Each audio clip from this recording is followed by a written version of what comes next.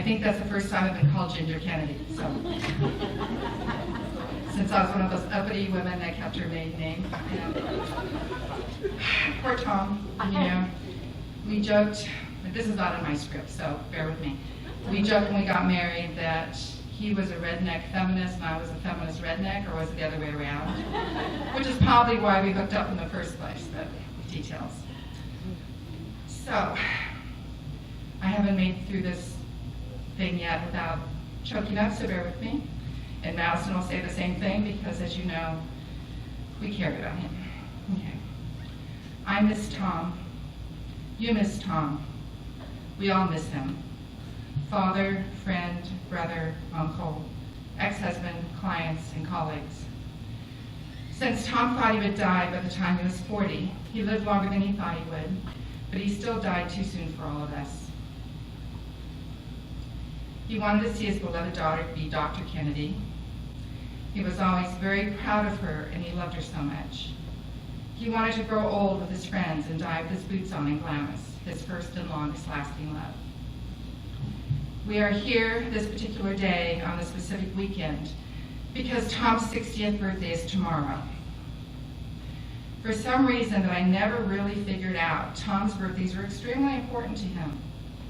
This may have started when his friend Billy Almeida, who's over there somewhere, threw him a 3-day 30th birthday bash. You'll have to ask them all the details. I think as birthday celebrations go, that one topped them all.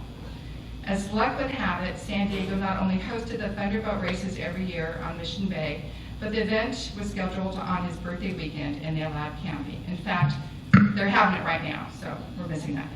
So from 1988 until 2017, he had a 3-day birthday weekend with a bunch of his friends and family. He loved the races so much that we even named our daughter after the Miss Madison Thunderbolt, and also a mermaid, and my sister. His second most memorable birthday was his 40th.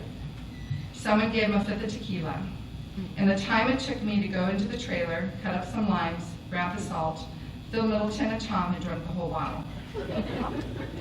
I don't think they even shared it. They were so drunk, Phil couldn't even move away from the pole he was leaning against, and Tom had passed out in the door of the trailer. So the rest of us did what any group of friends would do.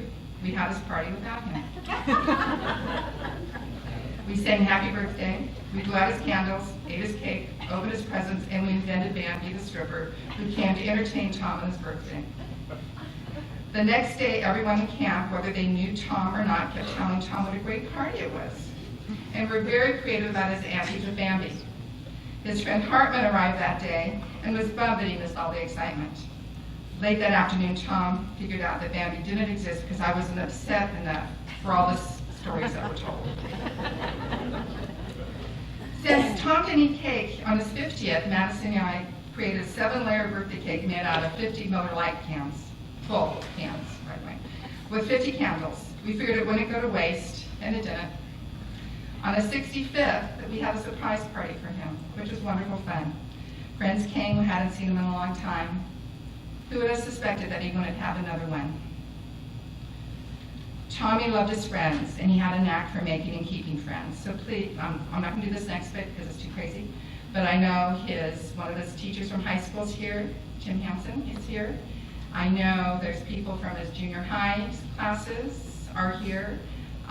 Maybe people from when he was in kindergarten are here. So there are people here that have known Tommy for over 50 years, which is pretty amazing, and are so close to him. So thank you for that. As you know, Tom knew a thing or two about friendship. He was friends with people of all ages and all walks of life. He was always a loyal and true friend. Tom would help you whenever you needed him. He wasn't much of a talker, but he would listen. And sometimes that's all that is needed. His shop became an after-hours meeting place for his friends to gather. Tom started going out to Glamis with his family when he was 12. His father read an article in the Westways magazine about the sand dunes and the plank road and decided to try it. Tom fell in love with Glamis and would go every chance he could. When he was older and had other commitments, it would be 4 or 5 times a year with his desert snake friends. We have lost a few of our riding buddies over the years. Ken Bodie, Jason Davis, Ron Clues, Mark Cincinnati, Judy Cavanaugh, Jeff Butler, and Tom. Each one has their stories, and each one has a loved one here today. We miss them all. Every one of us are here on this earth for exactly as long as we're meant to be to fulfill our purpose. We touch other people's lives in ways we will never know while we are alive. But for those of us left behind, the time is always too short. Whether our loved ones are with us a year or 90, the loss causes us incredible pain. But even though they're not here with us in their physical bodies, they're always with us in spirit. They're all total love and love us totally. They are 100% in our corner, along with God, of course. It saddens them that their passing causes us so much pain, when in reality we should be rejoicing that they are now on their next grand adventure. In Tom's case, he is riding the best dunes ever. Glamis was Tom's passion. He knew her curves and secrets better than anyone. Although fellow snakes Paul Cavanaugh and Dale Davis were great leaders of rides, everyone liked to follow Tommy Dooner. For those of you who have never ridden in a buggy, it's like being on a roller coaster without tracks, especially at night. I don't know how he did it. He had sand in his veins, could read that sand like a book. I doubt that there is anyone in Glamis today that can lead as well as Tom. He tended to be the leader wherever we went to new dunes, like the crazy ones outside of St. Anthony, Idaho, or the ones in Coos Bay, Oregon. On our annual trip to the Coral Pink Sand Dunes in Kanab, Utah, I would read aloud his two favorite books, The Princess Bride and The Hitchhiker's Guide to the Galaxy. Do you know where your tail is? See, no hitchhiker fans out there. Oh well. All these trips created great stories and memories. Because of these trips and hours spent around numerous campfires, the same jokes and stories would be told over and over again as new people joined the group. Eventually, all one would need to say is one line to get a point across. Lines like, save the watch, or how do you spell mom? Or why do you ask two dogs? Or Chad, or no dear, ask too high, run too fast, which was Tom's favorite. Sometime this winter, we will go to Glamis to spread Tom's ashes. We'll post it on the Carrying Bridge site in case you'd like to join us. I was asked to do a timeline about Tom for today's program. I realized that I actually knew very little hard facts about him prior to our marriage in 1989. Of course, I knew when he was born and that he graduated from Oceanside High in 1971. I believe he was a happy, free-spirited, precocious kid, somewhat like Tom Sawyer with a posse of friends. Since he had 3 older siblings and parents that were probably being tired of child-rearing, he had fewer restrictions placed on him. Even though he wasn't religious, in high school he explored different religions and dragged his friends with him. He hated being cold, yet he was a surfer for years. He was an Eagle Scout and also played baseball in high school. One story Tom would tell was when he came back from 5th grade camp. His mom washed his clothes and put them back in a suitcase. It never occurred to him to actually put them away properly, so according to Tom, he continued to live out of his suitcase until he left home.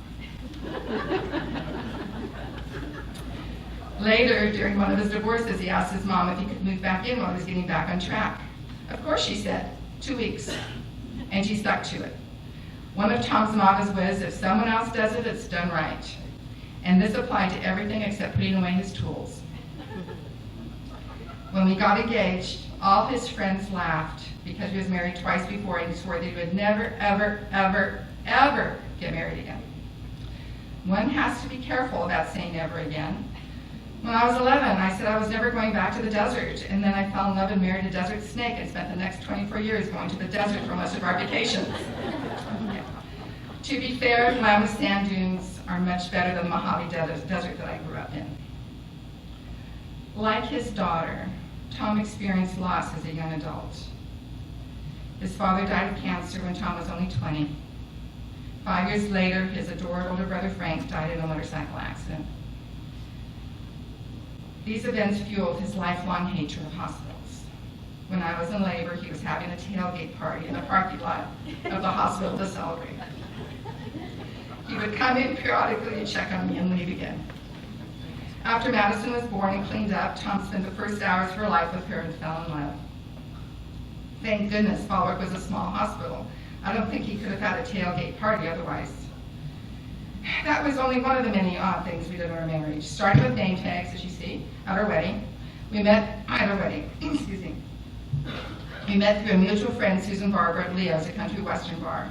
He was a wonderful dancer and never said no when I wanted to dance, even if we were the only ones dancing. I loved him for that.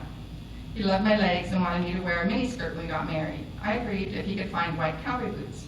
He did, so I did. He wore a sports coat, bowler tie, and boots for the first half of the wedding, and after the official photos changed into his signature shorts and shirt, but in white. He would wear shorts all year round if it didn't get cold.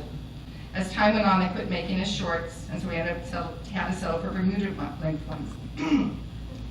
When Madison started walking on our cruise bay trip, she would reach up and hold onto the hem of his shorts. It was so cute, just like that.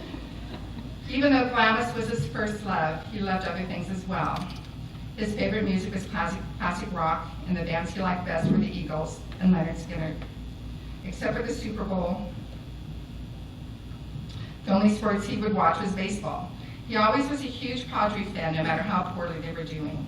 It was endearing when he would get all choked up describing an exceptional play that was made. He also enjoyed all things Star Trek, and more recently the Justice League, Avengers, S.H.I.E.L.D., and all the superhero movies. He shared this love with Madison. They would spend hours together watching old and new shows. He was our superhero, especially when it came to our cars. Tom was a master mechanic. He grew up being a mechanic, first at his father's Texaco station, then later in his high school auto shop fixing all the teachers' cars. He started college before his dad died, but that dream was derailed. So for the next 40 years, he worked as a mechanic, the last 30 in his own shop. As far as I was concerned, he was the best mechanic ever. Madison thought there was time to hear her dad's stories, but Tom died too young. As Liz Rigsby said, we all need to tell stories. Stories frame events.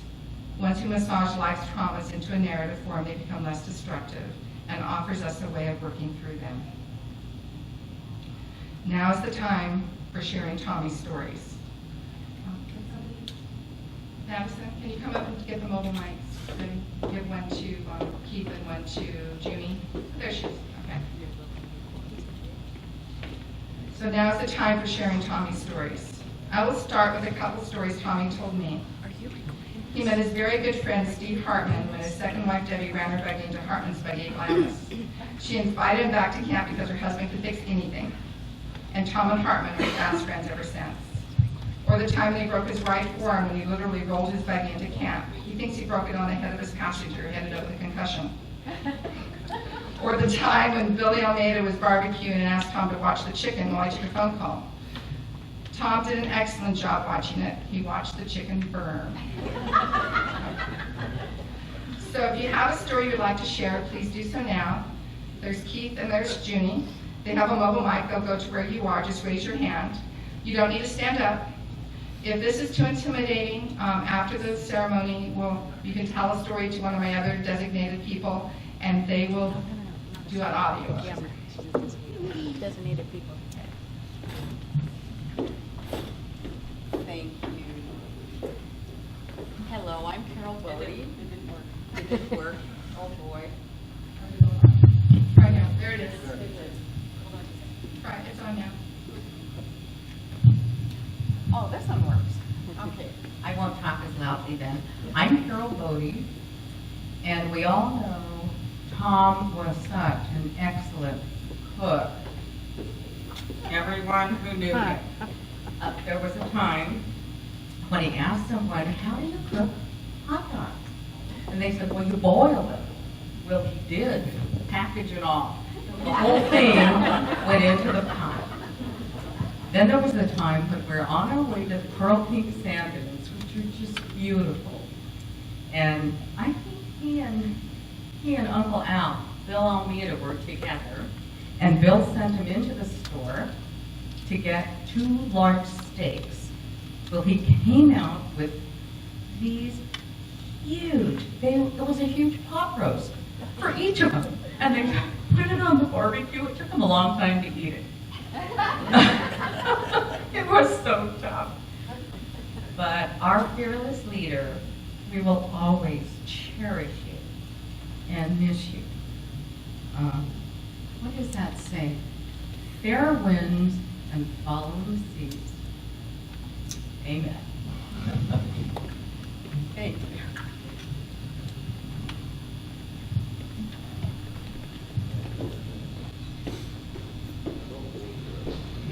raise your hand if you want to, or even stand up so they can find you. Yes.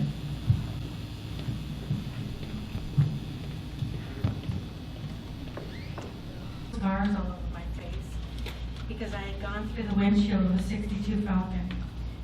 He took me to all of my surgeries. He dealt with all of my depressions that had to do with that, and I loved him for that. For the first couple of years of going to the desert, it was just us. It was just me and him.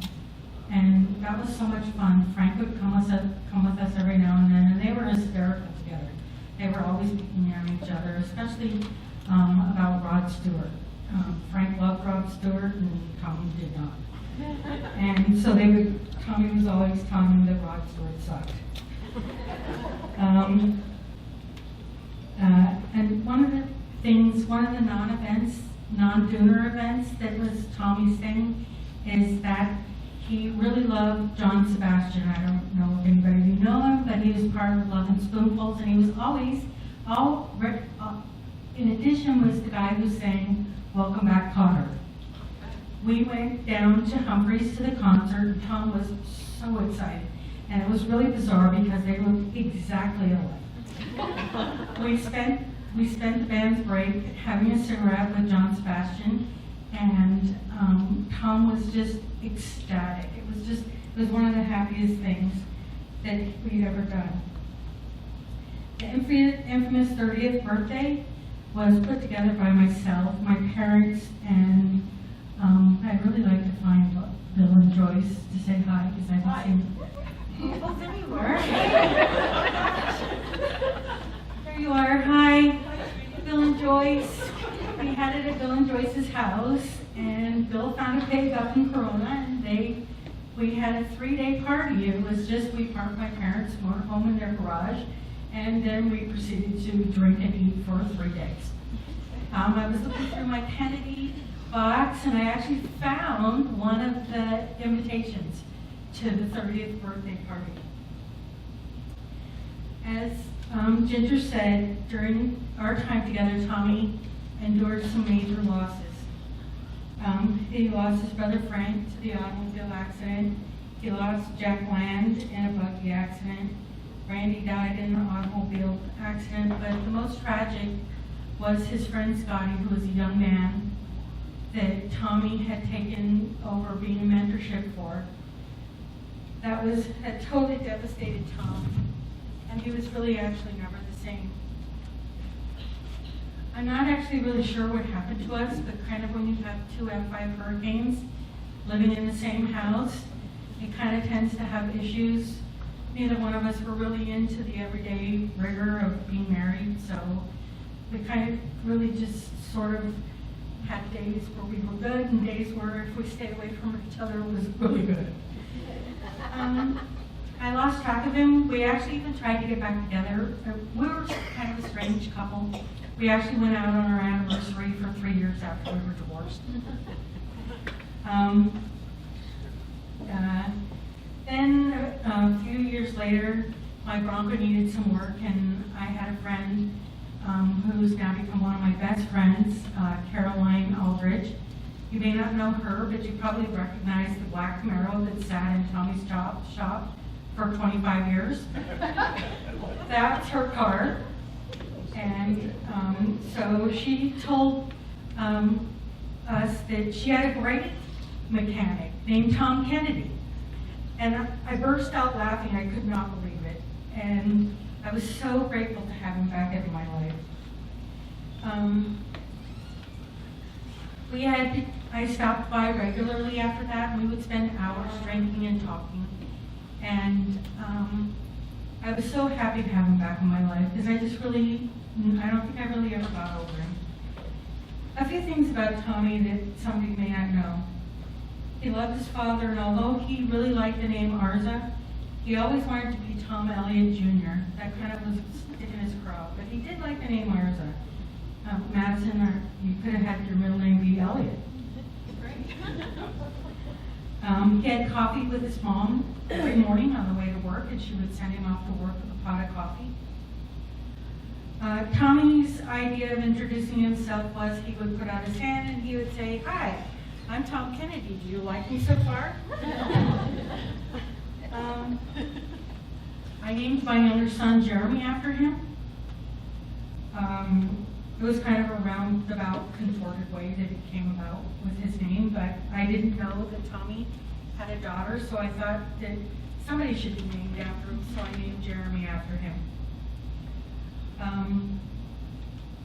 Tom was amused about that, about as much as he was about anything sentimental.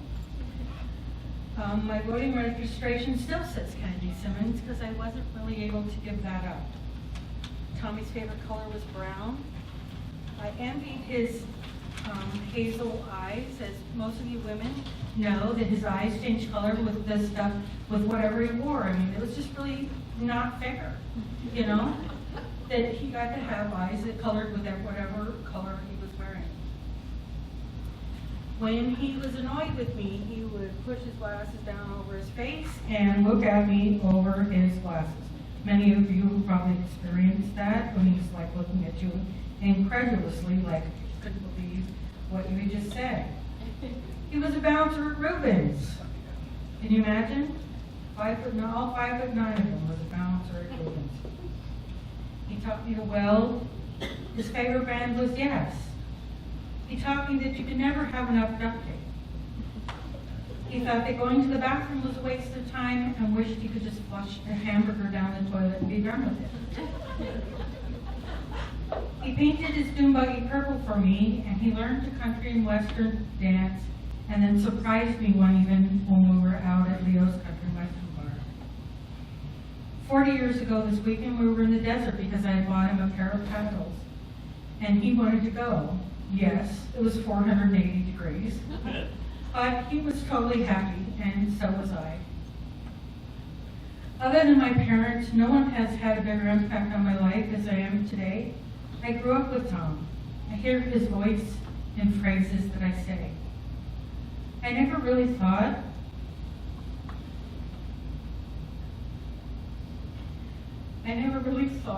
about a world that would not have Tommy in it. And now that it's here, it's worse than I could have ever imagined. I'm just really glad that we did end up having an entire life together. Just not married. Love you and miss you forever, honey.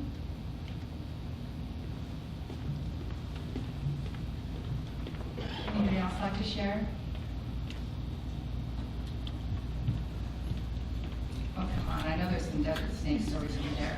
Greg has a story. Come on, stand up, Greg, you're not shy.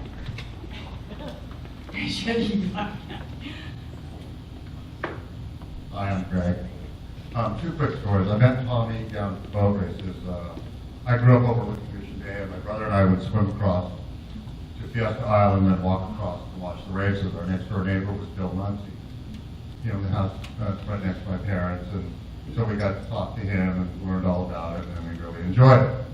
Well, the first time I met Tommy, Kathy and I had rented a motorhome for the very first time, and I was nervous as I could possibly be. And I'm backing it in, and I'm watching these guys just kind of watch me and grade me on how well I'm, and I finally get it in.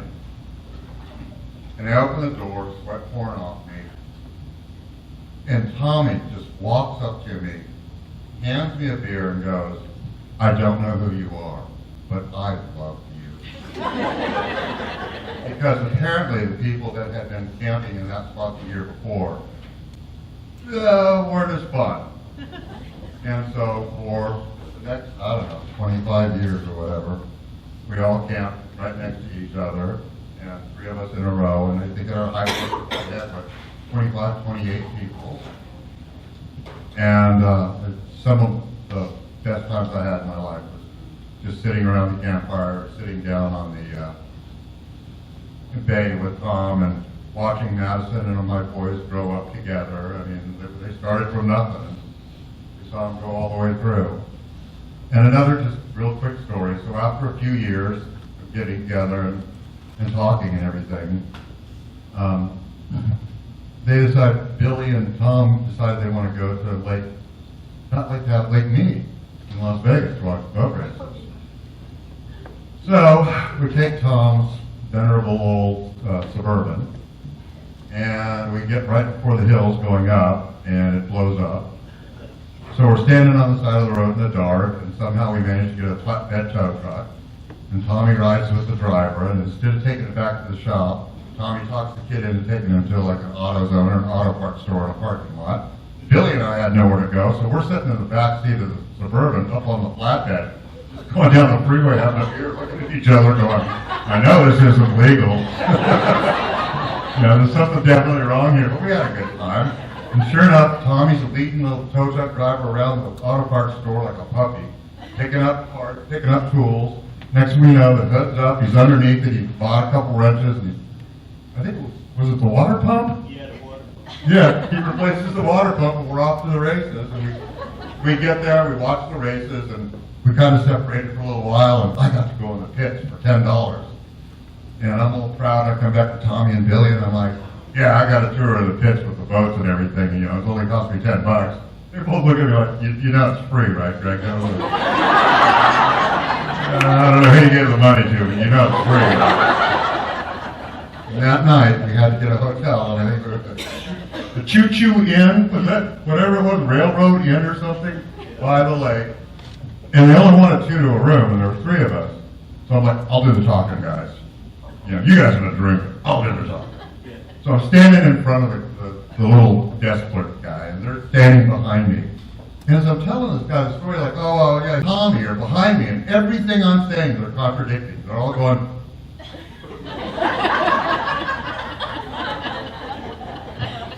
it was just, it was quite an interesting time. I've had some wonderful times with Tom, and I'll miss him dearly. He was a dear friend, a very kind soul, and just a wonderful guy. He truly was. And some of the best times of my life. All right, who's next? Come on. I want to see those hands. We all knew them.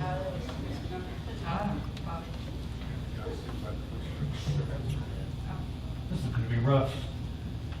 Tom and I go back to when I was 14. We played Little League together, went through high school together. I was usher at 2 of his weddings. Probably would have been to the 3rd, except that I don't think there was any ushers. We went to high school together. We had on our cup every morning.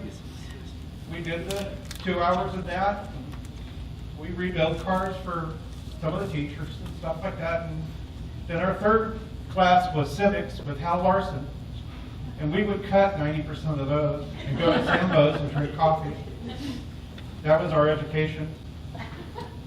The one thing interesting about Tom that I always felt was that he could think outside the box better than anybody I know. In Hal Larson's civics class, there was always the mock trial that we used to do. And Hal Larson creates some kind of crime. Usually it was books stolen out of the library. And they get caught, and they go through the court proceedings. Well, I was the judge. Tommy was the prosecuting attorney. So we're sitting there, we're going, this is just too much of a slam dunk. This is too obvious. And Tommy says to me, he goes, let's change this up. Hal Larson put this together. Now, Hal Larson was the teacher, and he was very easygoing, good teacher. So I said, what do you mean, Tom? Well, how do we change it up? He goes, let's arrest and prosecute Hal Larson for conspiracy to create a theft. And I went, damn, that's a great idea. So that's what we ended up doing. We railroaded it through all the way. Hal Larson got convicted of conspiracy for theft. I passed a sentence on him that he had to raise everyone's grade 1 grade. All right? So there was one kid named Brian Broderson who he was getting an F. And because of that, he got a D. And he graduated from high school.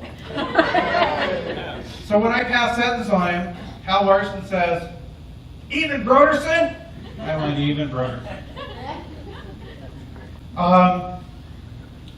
Tommy would get us into trouble here and there. I remember one time Tommy's father suggested that we walk down through the Carrizo Gorge, through all the railroad trestles and all of that. So I'm thinking, why not? It was kind of in the middle of the summer, but it was still not that hot, but we still went ahead and did it. And as we're about a third down, the railroad cops comes on one of those little carts with a gun and basically said, if you guys aren't outside this canyon by the time I come back, you're going to be arrested. So we hightailed it out of there. And the whole time I was bitching at Tom, and he just told me to shut up. One thing about Tom, you know how on your right mirror on your car it says things are closer than they appear to be? Well, on Tommy it would probably say Tommy is exactly what he appears to be. Truly missed.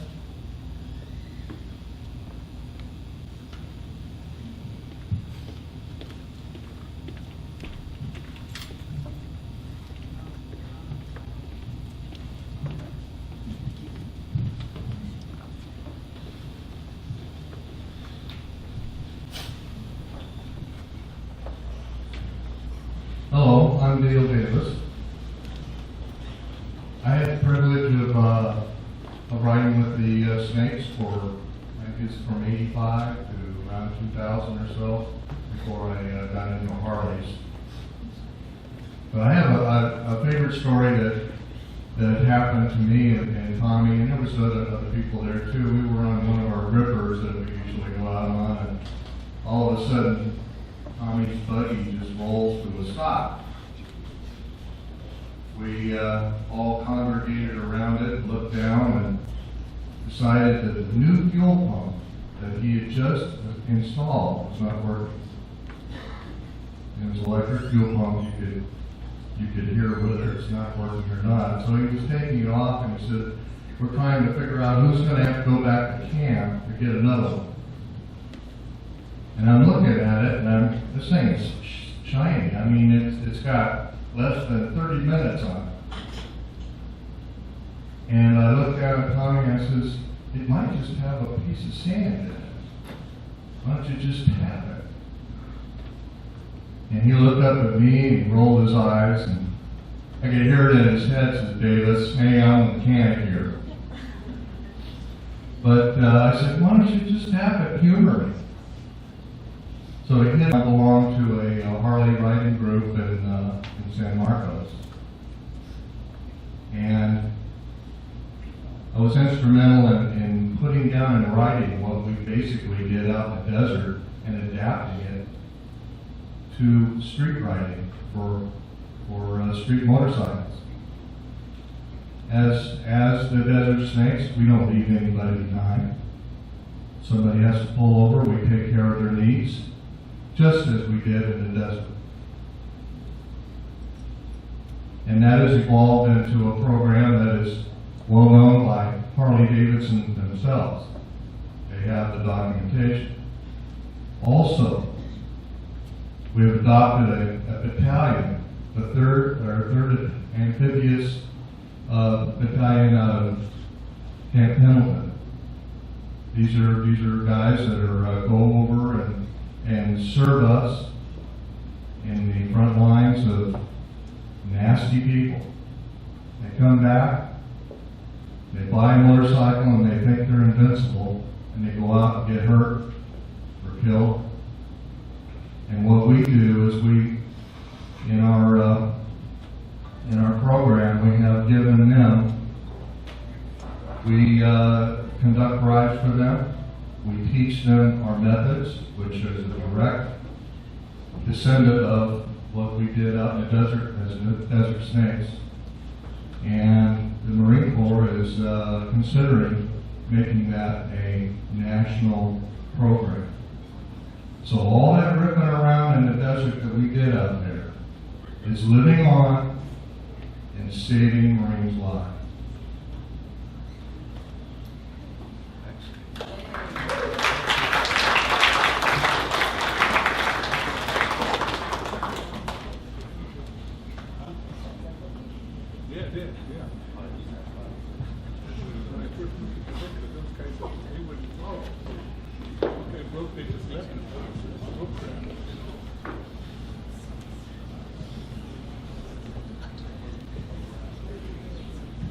I'll keep this real short. I got to work with Tommy for quite a few years. I mean, heck, all at work. But his love for Corvairs, that's what I wanted to bring up. He really loved working on a Corvair. He even had a guy call him from San Francisco to talk to him about what to do. So he was really well known for that. And I know that was one of his loves. So I love working for Tommy. I knew him through my brother. But then about the time, well, when my son started going to school and I had nothing else to do, I joined the group over at Two Brothers and then on to Chile Coast for lunches. And had a great time. And that's all. I love you. I will always remember. Thank you.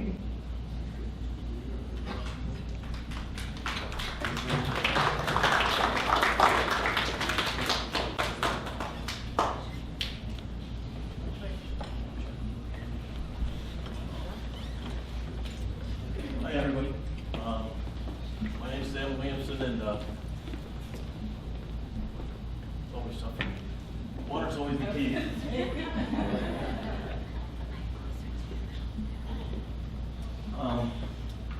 Tom was like an older brother to me because I'm his nephew of 4 years, so that gives you an idea. So when they talk about the Desert Snakes, Tom's first desert organization was the Desert Angels, which I'm a member of, Troy's a member of, June's a member of, my mom, and Brenda, Sherry, everybody. That's the first organization of the desert folks. And that guidance you're talking about with Tom, the first one that he learned that from was Tom Sr., my grandfather. And Tom was the epitome of it. He made sure the last new buggy was the last one to drive. He made sure of that. So, real quick story. Why Tom has sand in his veins is because he and I were left in the middle of the desert at about age 14 and 10, 13 and 9. Because in those days, you didn't store the dune buggies as you have these toy haulers back and forth. We kept them brawling. And then they were driven out and caravan back and forth. So my mom, my grandfather, my dad, my grandmother, everybody left us two in this little storage trailer about this high. And as you will know, the desert has wind that blows every now and again. And it blew at about 90 miles an hour. And my grandmother made these beanies, and we all put these beanies on and goggles and tried to hunker down underneath this shed or under this trailer. For some reason, all of that sand stayed in Tom and me. I don't care about going back to the desert. Thank you very much.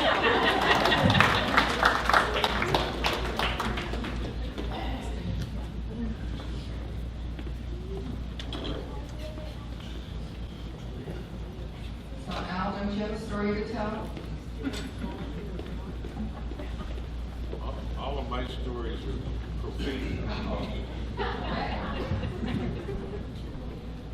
I'm Larry Lataki, and Tom and I go back to junior high school, where he and I became very close. Ended up working for his dad at the Texaco station for many years. And we went on to high school. And there's a few things that you need to know about Tom. In his earlier years, is that he and I and one other person almost got expelled in junior high school. He had access to some sort of a printing press, and I can't even recall what the heck we printed up, but it was about the principal and about a dance for money or something, but all three of us got called into the office, and we all got a smacking on the butt, or our parents got called. We took the smacking, and we went back to class, and we continued those kind of charades all the way through high school. During the Vietnam War, my dad was a lifer Marine, and he would be at the table, and I always knew when Tommy came up, the first thing I heard was, "Get your damn hair cut!" So I knew Tom was there to pick me up. and we went out carousing. And about that time, I think it's probably our senior in high school, we were trying to figure out where we're going to go in life. And I remember, I think it might even been a Kitty Hawk was in town. But there was a big demonstration, students were not happy. Tommy and me and a bunch of us were just kind of like hanging around, and pretty soon the cops were on the campus. I'm high. Ended up something about tear gas, maybe some mace. Anyways, we all went home. We were not involved. I swear to God we were not. But Tommy got home and his dad gave him the riot act because he knew he had been a rabble rouser and been maced. Because his eyes were red. And he did not, I swear he did not do anything, but he and I traveled many roads together up until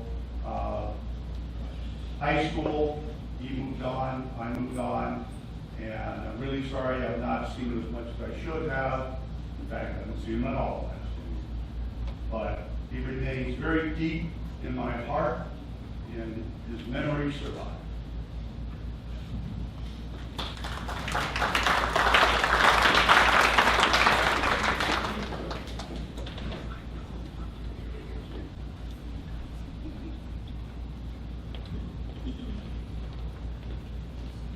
Anybody else want to share? Oh my gosh, here, going one. Oh, there's one.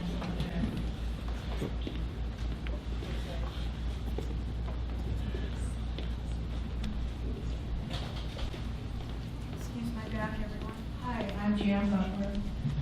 And my husband Jeff found Tom, well, whoever it was he worked for, at North Coast. Is it North, what was the name of the shop he worked for, North Coast European? Yeah, that one, yeah. And he became our mechanic and friend. We heard about Glamis all the time. My husband, he loved stuff like that. Those things that know me know that I was not a desert person. I mean, not even close. So at one point, Tommy just said, you know, Jan, we should just try it. You know, it's really a lot of fun and a lot of great people. So I thank Tommy for Glamis because he showed me something and friends that I would never experience. The minute I pulled up and saw those videos, that was it for me. I was an absolute Glamis, whatever. I thank him so much for that. And you know what? He never put me down for not wanting to go. And then when I went, and my ear would allow me to really go out on the buggy rides, actually when we first started going out, Madison had just been born. And she was on a little blanket thing out front. And as time went on, I tried to do the buggy rides, but I couldn't do it. Jeff, of course, had an absolute, he was in heaven, absolute heaven. And everyone was the friends that we, you know, that we acquired in the desert states are just, will always be in our hearts forever. And it came to where I would stay back at camp, and I got to take care of Madison a lot. And those were some really wonderful days, some incredible days. The trips I'll never forget. Billy Almeida bringing up the tail end, being the shepherd to make sure that everybody got back and everything was good. Jeff and Tommy were really best friends.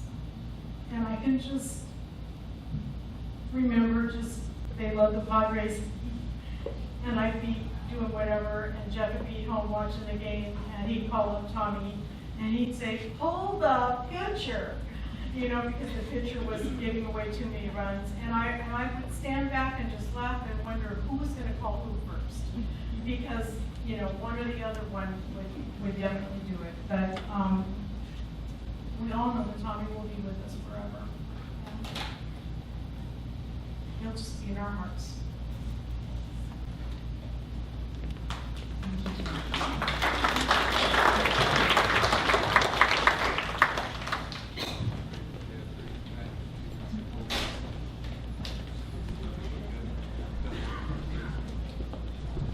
This will be the last one. Yeah, me. My name's CJ. I haven't known Tom like 45, 50, 60 years like some of you. Only had the pleasure of knowing him about 20 years or so. I didn't really want to say anything because I don't know that 90% of you people, but I figured Tom deserved it. Tom is a great guy. There's no doubt that he's the one thing that brought us all together here. He's helped me out in my life personally. I was, when I started getting going in my auto repair business, he actually split his shop with me, would loan me, and he loaned anybody anything. You go to the desert with him, and I've been there with Jan and JB, and that was one of my best trips ever. And I remember going there, and I was waiting for Tom to say whether we were going to stay or go, and he's like, I'm staying tonight, I don't know what you're doing, and I just cussed, I was like, yeah, we're staying.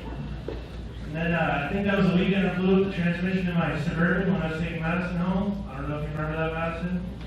I struggled to get up Competition Hill, which is super awesome.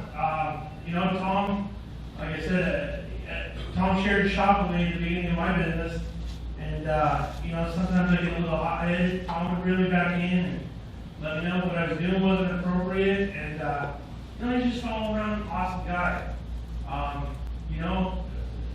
A lot of what I heard here is, Tom's been a great friend to everybody, and thanks Madison and Mom for sharing with us.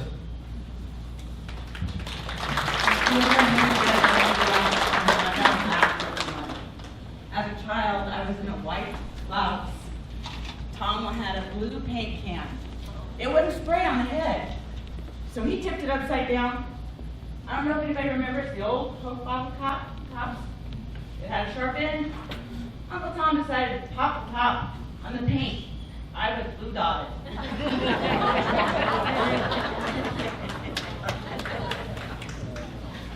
Thank you for all those great stories.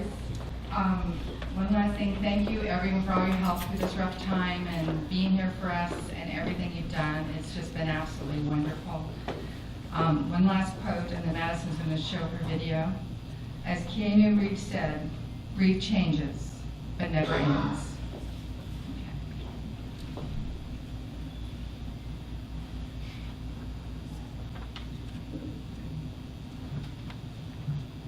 Good afternoon.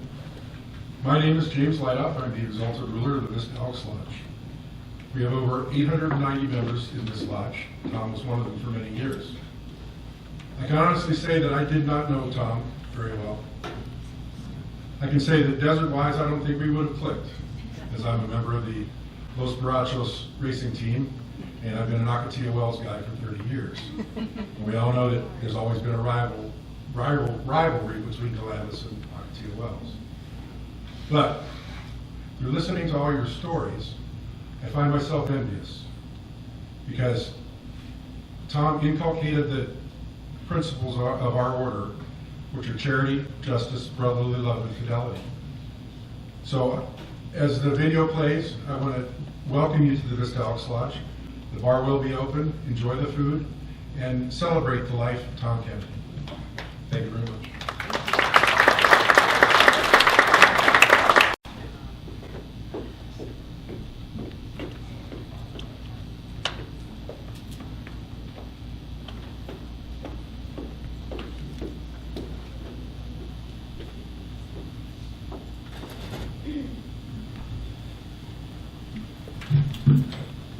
Thank you all for coming here today, and even more for your support over this past year.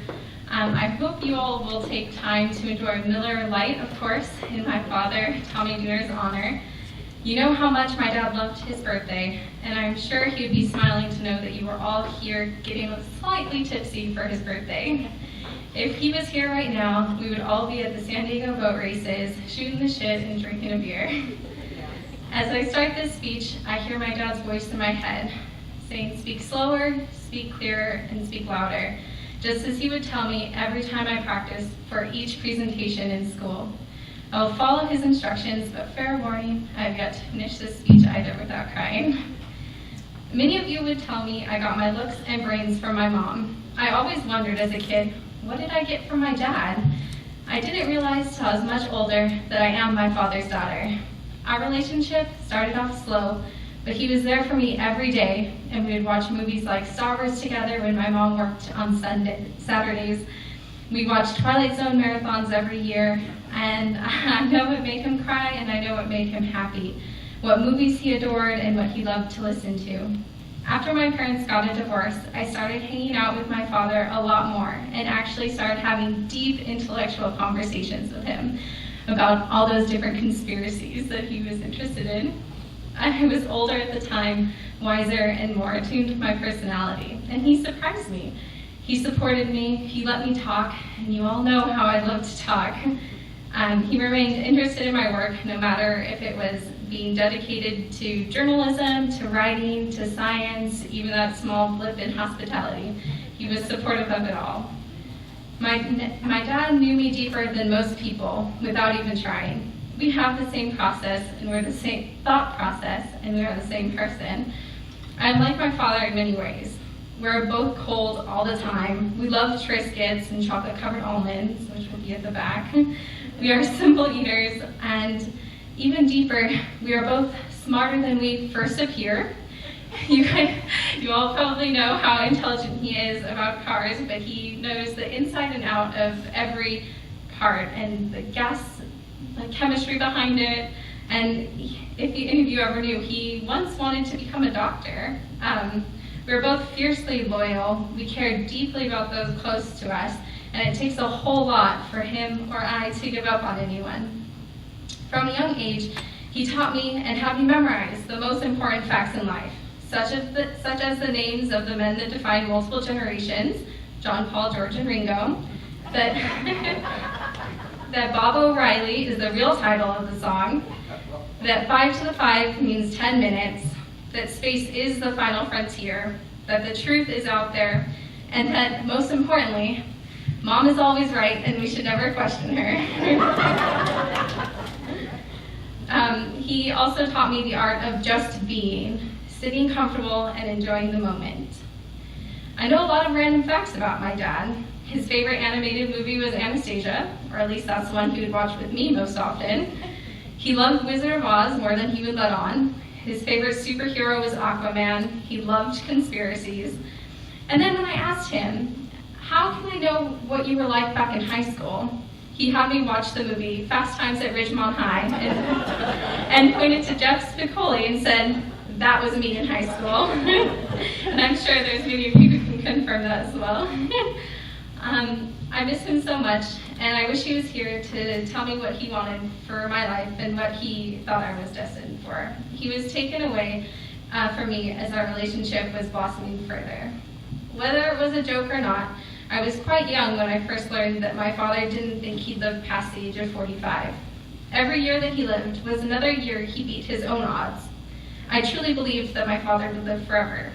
I knew he had his bad habits, but he appeared healthy, he would rarely get sick, and he always healed quickly.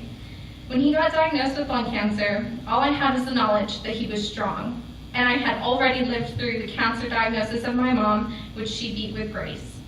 I believed that it would be easy for him too. I may have been naive, but he was my dad. There were so many more things I wanted to say to him, more events I wanted to take him to, and more things I wanted to live with him through. Even when he was in hospice, I believed that he would make a comeback, like he always did. I couldn't understand why everyone was visiting with such sadness and dread. He is Tommy Dooner, and he always bounces back. Even when it was his last breath, I couldn't believe it. When he passed, I was just about to accept that he had retired and that his shop had closed, and that I would never get to be in the space that I grew up in. I'm still overcoming denial. There are many moments in the day when I think of calling him and discover that I can't. I'm still angry. I'm still bargaining with whatever hard power is out there to have my father back. I'm still depressed, and I don't know when acceptance will come. I should have asked more questions when he was with me, but I'm glad to have gotten the time that I had with him, but it was never enough. Most importantly, he knew that I loved him.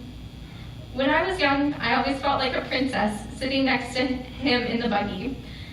My father, Tommy Dooner, was king of the sand dunes in my mind and led countless rides. and I am my father's daughter. I have sand in my veins as well, just as he did, and he will always be a part of me. Our happy place was always in front of the crackling fire with the endless open sky and stars above us and friends all around us. My first memory of my father was me lying in a flower field in Michigan. If there is an afterlife, I hope to awake in that same field, surrounded by those beautiful yellow flowers, and hear his voice say, "Come along, Dorothy." Thank you.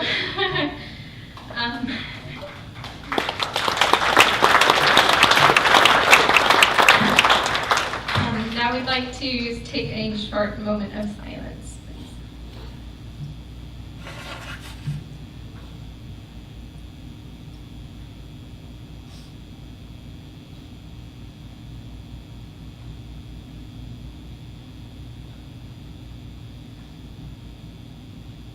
Thank you. My mom has a few announcements.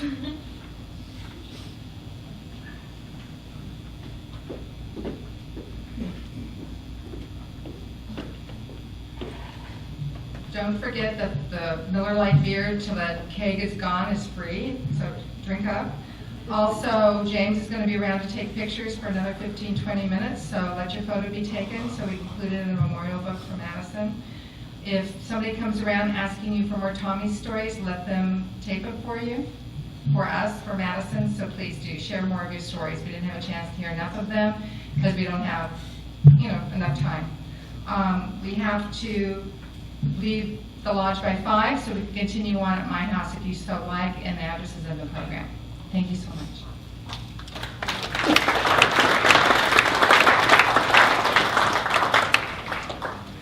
This will conclude our service for the afternoon. Please enjoy the food and the bar. Thanks for coming.